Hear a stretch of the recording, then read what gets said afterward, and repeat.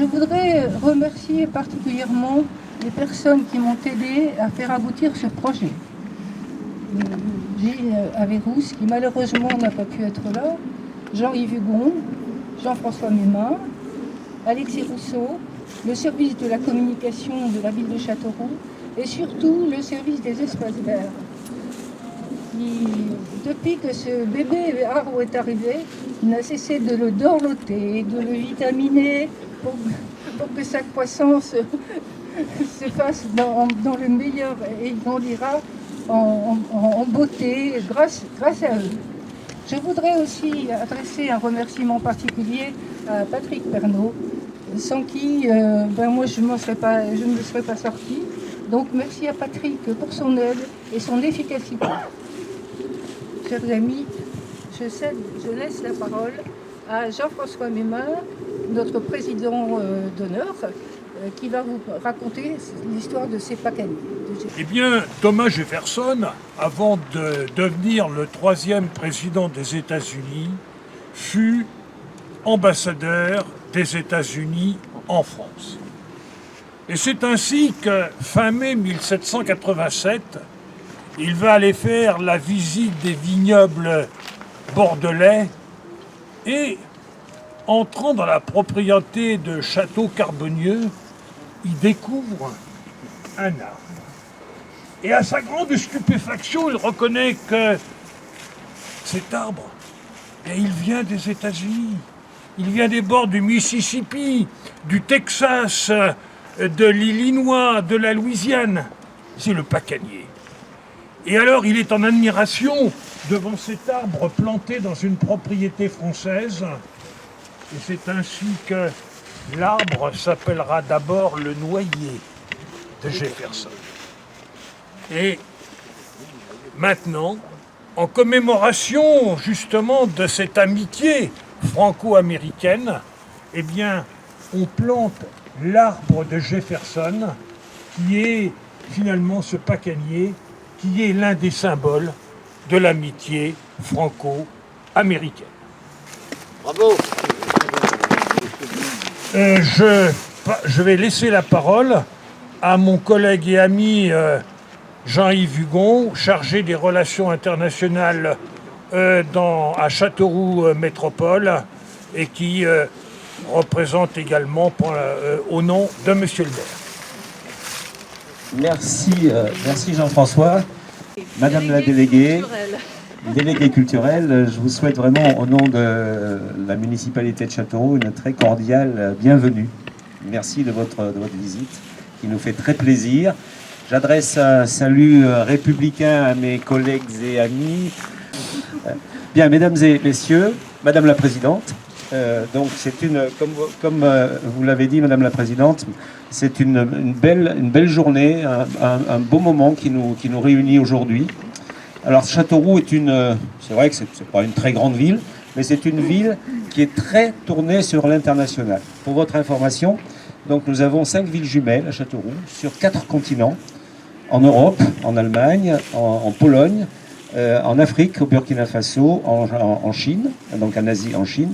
Et puis nous avons également une ville jumelle aux États-Unis, la ville de Fresno, en Californie. Voilà. Et nous avons des contacts vraiment très très réguliers avec toutes ces villes. En ce moment, c'est un petit peu plus compliqué, bien entendu. Vous comprenez pourquoi. Mais nous maintenons, bien sûr, grâce aux réseaux sociaux, nous maintenons ces contacts. Nous espérons bien pouvoir les reprendre de façon active et puis visuelle surtout. Voilà. Donc merci d'être parmi nous. Alors c'est vrai que Châteauroux, je ne sais pas si vous connaissez le passé américain de Châteauroux, certainement un petit peu, voilà. Donc nous sommes vraiment très très attachés à ces contacts avec nos amis américains, puisque nous avons eu une présence américaine pendant la Première Guerre mondiale, et puis surtout donc dans les années 60. Châteauroux étant à l'époque une base de l'OTAN jusqu'en 1967. Et nous avions des dizaines de milliers de citoyens américains qui ont laissé beaucoup de traces. Voilà.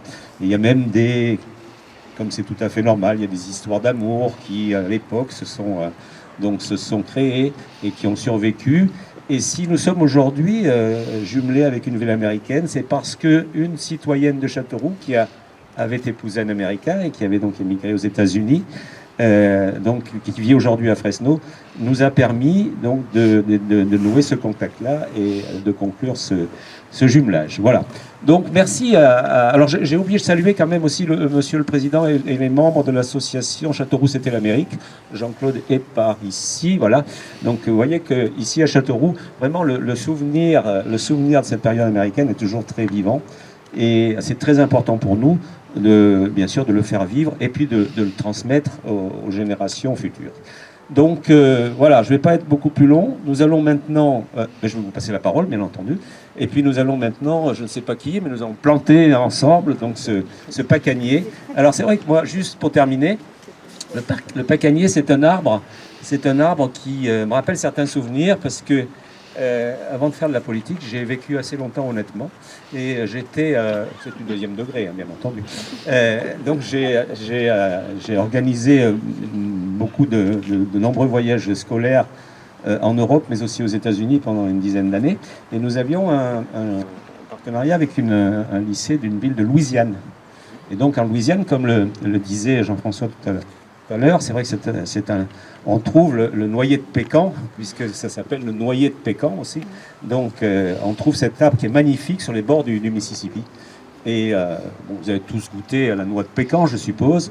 Et la tarte aux noix de pécan, je vous la recommande, c'est délicieux. Voilà. Et donc j'ai ce souvenir de ces noyers de pécan sur les bords du Mississippi. Et puis la tarte aux noix de pécan. Voilà.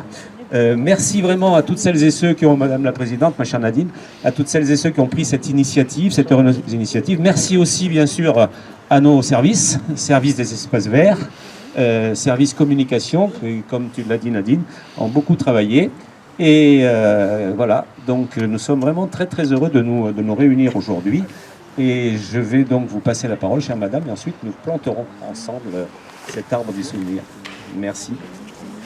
Messieurs les maires adjoints, Madame la Présidente, c'est toujours un grand plaisir de revenir à Châteauroux. Je suis venue il y a un an pour l'exposition Mining et c'est toujours vraiment toujours un très bon accueil. Donc merci beaucoup.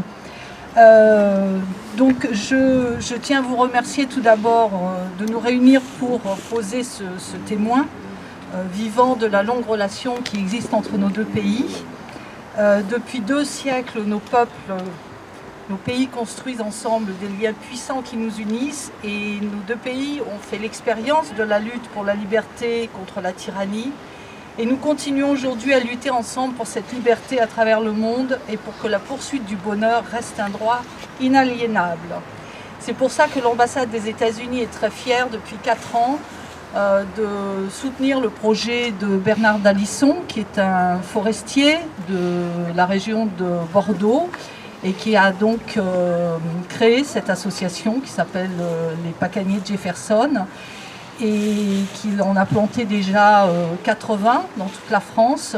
Donc on est vraiment heureux que cette association qui a été créée en fait au départ au moment du centenaire de la Première Guerre mondiale et c'était essentiellement pour remercier justement les Américains d'être venus pendant la Première Guerre mondiale. C'est un geste de reconnaissance en souvenir de ces volontaires, femmes et hommes, qui sont venus partager notre combat dans la Première Guerre mondiale et de nouveau 25 ans plus tard sur les plages de Normandie. Ne l'oublions jamais.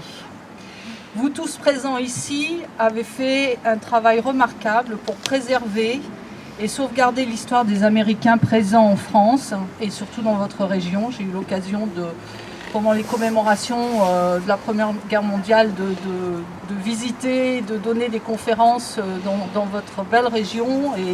Et je sais que cette période de la guerre a été quelque chose d'important chez vous.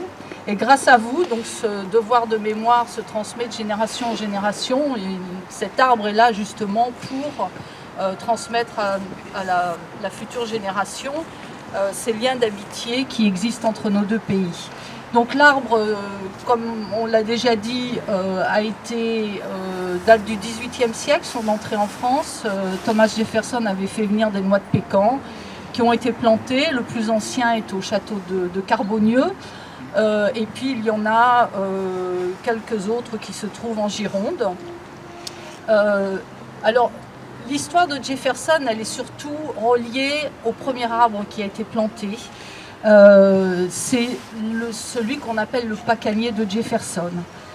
Donc c'est celui qui est au château de Carbonieux.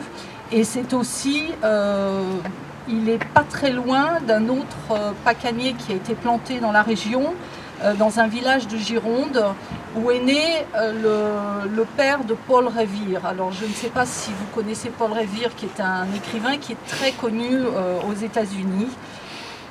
La place qu'occupe le pacanier dans le patrimoine culturel américain permet de le considérer comme un emblème national, un peu comme le chêne en France, et c'est d'ailleurs officiellement l'emblème de l'État du Texas, comme vous l'avez déjà dit. Les plantations de pacaniers en France nous permettent donc de célébrer cette amitié, plus grande que nos différences. Inspiration pour aujourd'hui et exemple pour les générations à venir. Et si vous me permettez, je voudrais juste faire un petit paragraphe supplémentaire. Si M.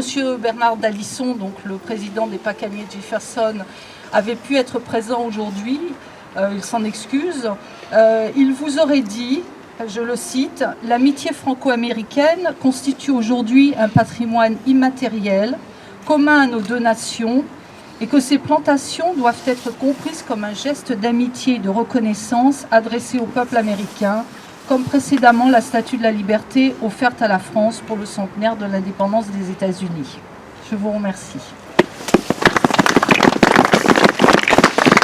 Vous nous regardez un petit peu. Voilà. Et voilà. C'est bon?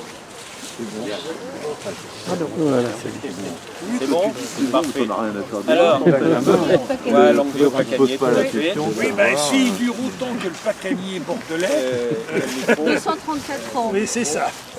Alors, nous il y a allons... quelque chose Oui, pardon, je vous en prie, voulais juste faire madame, une je vous en parenthèse. prie. Alors, d'après ce qu'on m'a dit, un pacanier seul ne fait pas de noix de pécan. Il faut qu'il y en ait un autre quelque part. D'accord. Voilà. Ah oui, c'est... Par contre, l'histoire du pacanier de Carbonieux, celui qui est le plus près est à 20 km. Et ils font des noix de pécan. Ça alors? On ne sait pas. Monsieur Dalisson cherche toujours la réponse. Parce qu'ils sont vraiment très éloignés et ça se passe au niveau des racines. Donc là, 20 km, c'est un peu loin pour les racines. Bon, alors on va reprendre le thème. On en plantera un. D'accord. Bon, alors, je crois qu'il faut...